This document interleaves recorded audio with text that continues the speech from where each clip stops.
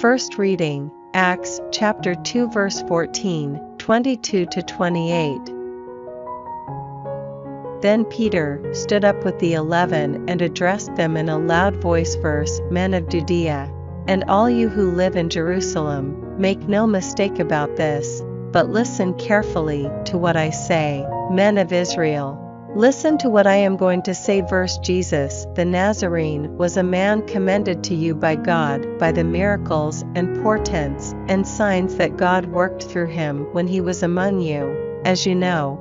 This man, who was put into your power by the deliberate intention and foreknowledge of God, you took and had crucified and killed by men outside the law, but God raised him to life, freeing him from the pangs of Hades, for it was impossible for him to be held in its power since, as David says of him, verse, I kept the Lord before my side always, for with him at my right hand nothing can shake me. So my heart rejoiced, my tongue delighted, my body, too, will rest secure. For you will not abandon me to Hades, or allow your Holy One to see corruption. You have taught me the way of life. You will fill me with joy in your presence. Responsorial Psalm, Psalms chapter 16 verse 1-2, 5, 7-8, 9-10, 11. In a quiet voice of David, protect me, O God, in you is my refuge. To Yahweh I say, you are my Lord, my happiness is in none, my birthright, my cup is Yahweh, you alone, hold my lot secure. I bless Yahweh who is my counselor, even at night my heart instructs me. I keep Yahweh before me always, for with him at my right hand, nothing can shake me. So my heart rejoices, my soul delights, my body too will rest secure, for you will not abandon me to Sheol, you cannot allow your faithful servant to see the abyss. You will teach me the path of life, unbounded joy in your presence, at your right hand delight forever. Gospel, Luke chapter 24 verse 13-35.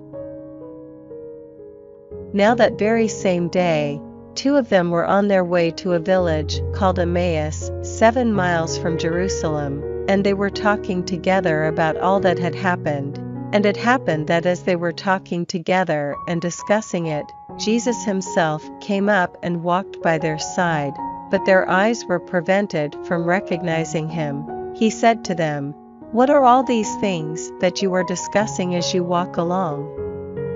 They stopped, their faces downcast. Then one of them, called Cleopas, answered him, "You must be the only person staying in Jerusalem who does not know the things that have been happening there these last few days."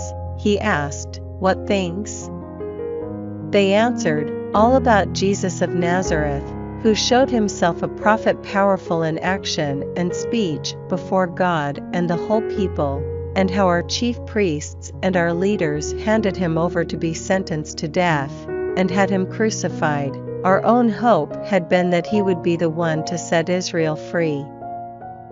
And this is not all." Verse 2 Whole days have now gone by since it all happened, and some women from our group have astounded us. First they went to the tomb in the early morning, and when they could not find the body, they came back to tell us they had seen a vision of angels who declared he was alive.